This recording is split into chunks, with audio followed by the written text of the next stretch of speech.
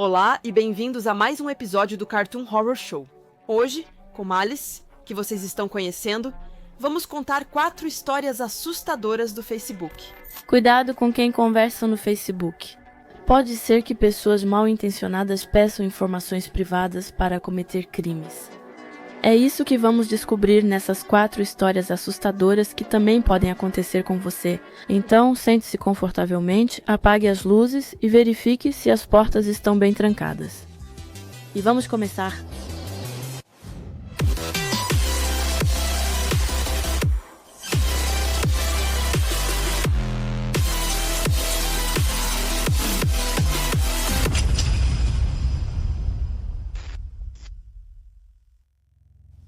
Alguns anos atrás, eu e minha namorada, hoje minha esposa, vendíamos coisas antigas. Depois de nos mudarmos para outro apartamento, um desses objetos era a nossa velha televisão. Nós colocamos um anúncio no eBay e outro naquele negócio do Marketplace do Facebook que era meio novo na época. Decidimos esperar e ver que tipo de oferta iríamos receber. Minha esposa tinha quase certeza de que tinha encontrado um comprador bem decente que viria buscar a televisão ele mesmo no apartamento, o que era bem prático. Mas eu recebi uma mensagem de alguém que, mesmo não podendo pagar o preço pedido, nos fez uma oferta que não podíamos recusar.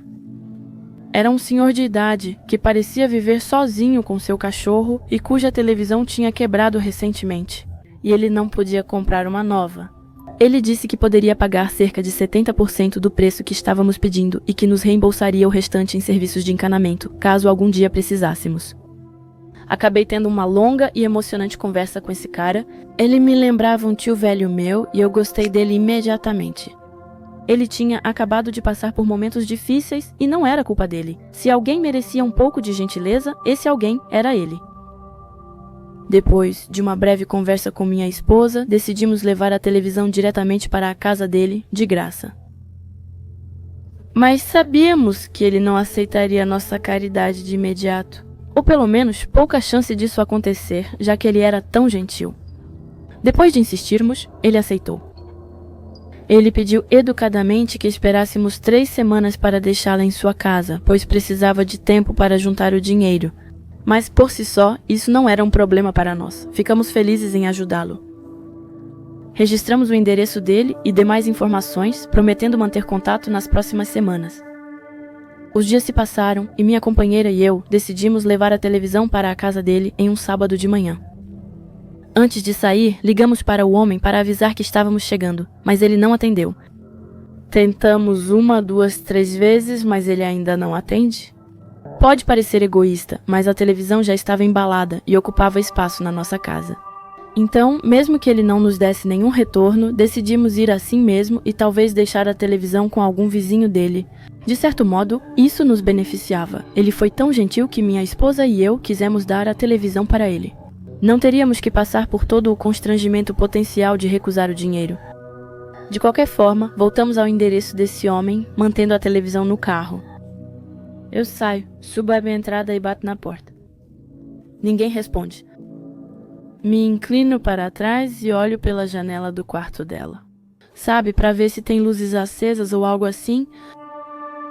Então, ao olhar, vejo todas essas pequenas manchas pretas nas persianas e no parapeito da janela. Eu pensei, mas o que é isso? Pensando que poderia ser pedaços de sujeira ou algo assim.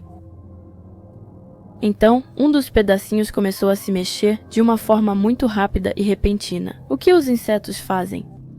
E foi aí que eu percebi. Todas aquelas manchas eram, na verdade, moscas. Moscas bem grandes que estavam agrupadas na janela. Que porra é essa? Mas o que é isso? Essa foi minha primeira reação. Eu não entendi de imediato, porque elas estavam agrupadas e formavam como manchas. Não é como ver uma mosca sozinha. Ali eram tantas que meu cérebro não conseguia calcular o que meus olhos estavam vendo. Então, imediatamente percebi o que estava errado e fui invadida por um sentimento horrível. Havia tantas que pensei que algo devia estar morto nesse apartamento. E nesse caso, alguém tinha morrido de uma forma horrível. E, de fato, era o velhinho com quem estávamos ligados durante toda a saga de nos livrarmos da nossa velha televisão. Todo o caso foi horrível. Fomos nós que chamamos a polícia e também os bombeiros que arrombaram a porta do apartamento dele. Assim que a porta foi aberta, um cheiro forte começou a se espalhar pela rua. Foi a coisa mais horrível que já vivi. Eu sei que ele não era meu melhor amigo, mas sinto que, mesmo trocando poucas mensagens, conseguimos conhecê-lo. Ele era um bom vivante independente, e tenho quase certeza de que também era veterano. Aquelas moscas carniceiras enormes que estavam tão grandes e inchadas, eu nem reconheci de imediato que eram moscas, de tão enormes que eram. Elas tinham se reproduzido e se alimentado da carne podre, do mesmo cara por quem eu tinha me apaixonado algumas semanas antes. É simplesmente assustador para mim imaginar como é a morte. Sim, a perspectiva do que acontece com a gente quando morre é bem intimidadora, mas é como a morte súbita e aparentemente aleatória pode ser, com todos esses pequenos detalhes sinistros. Por exemplo, eu não consegui me livrar da imagem dessas moscas na janela, como se fossem o fantasma dela. Não sei o quê. Talvez a gente deixe um pedacinho de nós mesmos para trás quando morre, mas eu tenho essa imagem das moscas, que era uma coisa muito, muito feia. Ok, então, em 2016, o Xbox One S foi lançado, que basicamente era só um Xbox que era capaz de 4K. Não confunda com os Xbox Series X e S, lançados no ano passado. Isso foi há 2 anos, quando o marketplace do Facebook estava no início. Comprei uma nova edição do console e quero me desfazer do antigo. O marketplace do Facebook parecia ser o lugar mais fácil para fazer isso, já que eu não tinha uma conta no eBay na época. Resumindo, foi assim que me abri para uma das experiências mais assustadoras da minha vida. Então, eu postei um anúncio do meu Xbox One Vanilla com um preço razoável de cerca de $100. Depois, eu me sentei e esperei que as perguntas começassem a chegar. Como você pode imaginar, a internet não deixou de trazer todos os malucos anônimos que me disseram que $30 seria um preço mais do que razoável, e que eu poderia deixar o console na casa deles, que, em um caso específico, ficava no estado vizinho. Na verdade, ninguém tinha realmente se interessado. Pelo que eu entendi, era um console com 4 anos de uso. Neste momento, teria sorte se a vendesse. Por isso, ao receber mensagem da mãe de uma criança dizendo que ele estava muito doente, e que eu talvez pudesse dar um desconto, pensei. Claro, por que não? A mensagem inicial da mãe era muito longa, e basicamente uma história comovente, sobre o filho de 10 anos deles, que tinha uma doença rara com poucas chances de sobrevivência. Eu esqueci o nome da doença, mas copiei a palavra no Google, e era realmente uma doença legítima que tem sintomas bastante sinistros. Talvez não devesse chamar isso de história triste, mas foi o que pensei inicialmente. Ao trocar mensagens com a senhora, percebi que isso era apenas uma bobagem para mim. Na verdade, eu podia deixar a família dela muito mais feliz. Passei de indiferença a um envolvimento sério, que para essa criança seria um Natal que ela nunca esqueceria. Depois de alguns dias conversando com essa senhora, decidi dar esse presente para ela de graça. Eu realmente não precisava de dinheiro, e além disso, podia aproveitar todo o bom karma que eu tinha acumulado. Era um pouco constrangedor admitir o quanto eu estava afundada nesse buraco do coelho com tudo isso. Comprei plástico bolha e embalagens de papelão especiais para enviar eletrônicos. Eu queria ser a Mamãe Noel das crianças naquele ano. E é louco admitir, mas meu pequeno plano de caridade realmente me fez sentir bem comigo mesma. Por isso, quando tudo começou a desmoronar, eu não queria acreditar. Quando precisei obter o endereço postal dessa senhora, havia algumas incoerências que chamaram minha atenção, mas que ainda não despertaram minha desconfiança. De imediato. Por exemplo, no começo, ela me deu um endereço, depois me deu outro. Quando pedi confirmação, confrontei ela. Mas ela disse que morava em um condomínio onde roubavam encomendas. Nenhuma de nós queria arriscar o roubo do Xbox, então ela me passou o endereço de uma amiga para receber com segurança. Uma desculpa bem plausível, não? Era mãe solteira num bairro difícil e eu só a ajudava. Talvez eu devesse ter percebido os sinais de alerta logo de cara, mas eu me sentia tão correta e autossuficiente para notar. Desconfiei porque a senhora disse que os filhos estavam iniciando o tratamento médico para a doença. Ela citou uma data para iniciar o tratamento, que coincidiu com o dia em que eu ia enviar o pacote. Já havia embalado o videogame com controles, cabos e jogos apropriados para a criança. Era o que pensei. Acredito que deve ter sido um momento estressante para ela. Ver seu filho sendo avaliado por diversos profissionais de saúde provavelmente devia ser pesado para ela.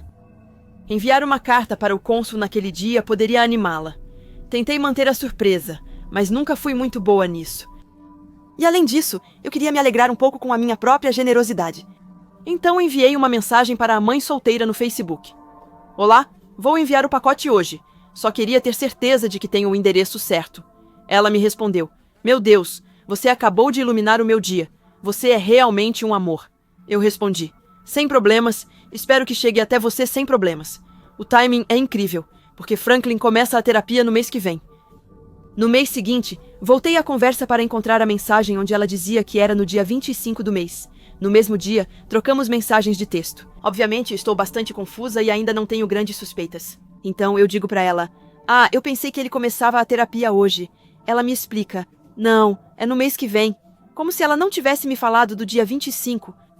Só quando a confrontei sobre isso, ela disse: sim, mudamos algumas datas. A culpa foi minha por não ter contado, mas meu sentido de aranha alertou, então resolvi perguntar se ela escondia algo. Ela obviamente responde não, mas eu decido que seria melhor falar sobre isso ao telefone, então insisto para ligar para ela. Ela responde: Então sei que é uma pessoa real, e parecia ocupada e impaciente. Então eu pensei que tinha acabado de fazer ela passar por um momento ruim. Tudo teria acontecido sem problemas se ela não tivesse cometido um erro fatal. Quase desligando após pedir desculpas por tomar seu tempo, ela diz que Fred ficará muito feliz com o Xbox. Fred! Uma semana chamando o filho de Franklin e agora é Fred. Nem sei se ela poderia culpar a correção automática. Foi uma droga de ligação telefônica. Eu liguei de volta e simplesmente chamei ela pelo blefe dela. Naquele momento não tinha certeza total, mas agi como se soubesse. Falei para ela que sabia que era uma golpista e que iria denunciá-la à polícia. Houve leve resistência no início, algumas tentativas de negação, mas eu percebia a integridade dela enfraquecendo a cada acusação. E finalmente ela cedeu. Quando ela fez isso, foi tão cruel que quase me deixou sem palavras. Foi uma transformação total, como Jekyll e Hyde, de uma personagem gentil de mãe solteira que ela claramente tinha inventado, para a fraude sem alma que ela realmente era. Mesmo depois de eu ter desmascarado ela me chamou de ingênua por ter acreditado nela no começo. Me chamou de triste, patética e de coração mole. Por querer doar minhas coisas para uma criança que talvez não sobrevivesse e tentar me aproveitar disso. Nesse discurso, ela disse que pessoas como eu sempre seriam idiotas sem valor e patéticas. Apenas tentei manter a calma. E eu disse a ela que iria denunciá-la ao Facebook e que enviaria uma captura de tela do perfil e das fotos dela para a polícia. Fiz isso antes de divulgar o perfil dela em grupos populares do Facebook que participava, alertando sobre possíveis golpes. Mas aquele não era um perfil real. Havia outros 20, segundo ela. Meu perfil era real, e tudo que contei para ela era verdade. A psicopata sabia como eu era, sabia onde eu morava, e sabia todo tipo de coisa sobre mim. E eu não sabia absolutamente nada sobre ela, exceto que ela estava disposta a se rebaixar ainda mais para conseguir o que queria. Ela também fazia ameaças de violência gráfica contra mim e minha família. Por mais bobo que pareça, era quando minha irmã e meu primo apareciam no meu perfil como família próxima. E isso foi o que mais me marcou. Ter sido tão ingênua a ponto de entregar de bandeja laços familiares tão íntimos. A golpista disse que eu era estúpida por pensar que a polícia poderia fazer algo contra ela. E que, se soubesse da polícia, mandaria o namorado atrás da minha família. Não sei se a ameaça era real, mas só dela acessar o perfil deles já me deixava ansiosa e muito culpada. Se eles acabassem se machucando por causa de algo que eu fiz ou deixei de fazer, acho que eu não conseguiria conviver comigo mesma. Obviamente, tudo isso acabou quando eu bloqueei a golpista e entrei em contato com meus primos e minha irmã, pedindo para deixarem o perfil deles privado. Fui honesta e contei que fui vítima de um golpe, temendo que as informações pessoais deles tivessem sido comprometidas. A golpista havia acabado de roubar a identidade de outra pessoa, usando fotos, perfil e nome. E a ideia de que ela pudesse usar uma das nossas fotos para criar um novo perfil de golpista me dava arrepios. Esse caso foi de longe a pior experiência que já tive online. Agora tomo ainda mais cuidado ao interagir com desconhecidos na internet. Mas eu aconselho seriamente todos vocês a fazerem o mesmo. Há algum tempo, vi um anúncio no Marketplace do Facebook, onde uma mulher dizia estar doando gerbilos de graça. Parece que o macho e a fêmea dela tiveram uma ninhada grande. E como eram muitos para ela, ela estava procurando pessoas para doar. É importante saber que nesse animal, a mãe come os filhotes se achar que não vai conseguir cuidar deles. Como eu sabia disso, entrei em contato com a senhora para salvar os filhotes. A mulher acabou sendo uma viúva que tinha comprado as gerbilos inicialmente para lhe fazer companhia. Achei estranho ela não ter comprado um gato ou cachorro, já que se sentia sozinha. Mas enfim, cada um com seu gosto, não é mesmo? Não sou do tipo que julga. Ela foi simpática ao telefone quando marquei o encontro. Preparei uma gaiola com palha para levar as gerbilos e meu pai e eu fomos à casa dela. Quando chegamos na porta dela, tivemos um mau pressentimento. Primeiro, ela não respondeu imediatamente quando batemos na porta. Depois, quando finalmente abriu a porta, descobrimos uma senhora idosa em um estado lamentável. Um dos olhos dela estava inchado e cheio de sangue, e havia uma espécie de substância amarela muito nojenta que se acumulava no canto do olho dela. Meu pai e eu mantivemos a educação, fingindo que nada acontecia para não contrariá-la ou ofendê-la. Ela certamente estava muito doente e sabia disso, mas quando ela nos convidou para entrar, entendemos como ela tinha ficado doente. Sua casinha fedia. Era como o pior cheiro que eu já tinha sentido. Havia gebos em todos os lugares. E assim como a dona delas, ela não estava saudável. Só de ver os gerbos andando pela cozinha, eu podia perceber que muitos deles tinham partes do corpo sem pelo. Alguns tinham caroços provavelmente dolorosos nas patas ou costas. Depois, ao nos convidar para a sala de estar para um chá, percebemos que era ainda pior lá dentro. Meu pai e eu nos entendemos só com o olhar, sem falar nada. Inventamos uma desculpa para não demorar. Eu tinha a impressão de que estava ficando doente. Era horrível, havia fezes por toda parte, em cada cantinho. E debaixo dos rodapés não era nada surpreendente que aquela senhora tivesse ficado doente. Então, ali, atrás de uma cortina, eu vi um verdadeiro esqueletinho de roedor. Eu imediatamente entrei no modo improvisação para tirar meu pai e eu dali. Eu pedi para ele me lembrar o que a gente precisava comprar na loja. Depois, ele entendeu na hora e entrou na minha brincadeira. Ele disse, é verdade, não podemos levar as gerbilos para casa sem esse objeto. Desculpa, não vamos poder pegar as gerbilos agora. Vamos ter que voltar daqui a alguns dias. Saímos rápido e eu me lembro que nós duas estávamos sentadas no carro, chocadas com o que tínhamos acabado de ver. Ela claramente não tinha ninguém que fosse visitá-la. E qualquer pessoa que achasse normal manter uma casa daquele jeito devia realmente estar perdendo a cabeça. Eu não tenho o hábito de mentir e de fazer o que fiz. Me senti mal por isso. Então, eu liguei para a Sociedade Protetora dos Animais para que pelo menos os animais fossem salvos. Disseram por telefone que investigariam e me manteriam informada sobre as ações. Por fim, eles nos contataram novamente e agradeceram pelo aviso. Não só a senhora do Gerbili agora estava em contato com uma organização de caridade local que iria ajudá-la, mas a casa dela estava consideravelmente mais limpa e mais segura depois que eles removeram quase 100 gerbes da residência dela. Eles disseram que a situação era tão catastrófica que a única coisa que impedia a infestação de se espalhar eram os gatos da vizinhança. Lembro de ver vários animais na frente da casa dela. Eu achava que era só porque ela era amiga dos animais do bairro e que ela sempre dava comida para eles. Ela achava que estava fazendo uma boa ação, mas no fim das contas isso acabava fazendo mais mal do que bem. O mais assustador é que na frente da casa dela nunca imaginaríamos isso. Imaginando o horror que nos aguardava lá dentro. E tudo isso me lembra que a gente realmente não sabe o que acontece atrás das portas fechadas, mesmo aquelas que são mais próximas de nós. Mesmo com aparência normal, não sabemos o que amigos e vizinhos fazem. Meu pai era guitarrista. Era a única habilidade que ele tinha, mas acho que isso servia pra ele, porque a música era toda a vida dele. Ele vivia tocando em várias bandas por Kalamazoo. Nunca vi alguém tocar bluegrass como meu pai. Desculpe o linguajar. Mas meu pai cresceu no Kentucky e trouxe o sul com ele. Quando minha mãe e ele se mudaram para cá, eu era ligada em metal e tudo isso. Quando criança, ele via os shows do Cannibal Corpse em Detroit, mas foi meu pai que me fez amar o bluegrass. Como você pode imaginar, ser músico a vida toda significa que meu pai passou por períodos financeiros bem difíceis, e em certo momento, parecia que poderíamos perder a casa. Nós economizávamos cada centavo. Minha mãe fazia 2 turnos e meu pai tinha emprego de meio período como barman, mas não era suficiente. O violão favorito do meu pai era um velho Martini, tão antigo quanto as colinas. Violões acústicos como bifes e whisky melhoram com o tempo. Por assim dizer, uma espécie de caráter ou alma se instala no corpo, algo que dá ao som uma riqueza. É difícil descrever, mas a Martini do meu pai tinha isso de sobra.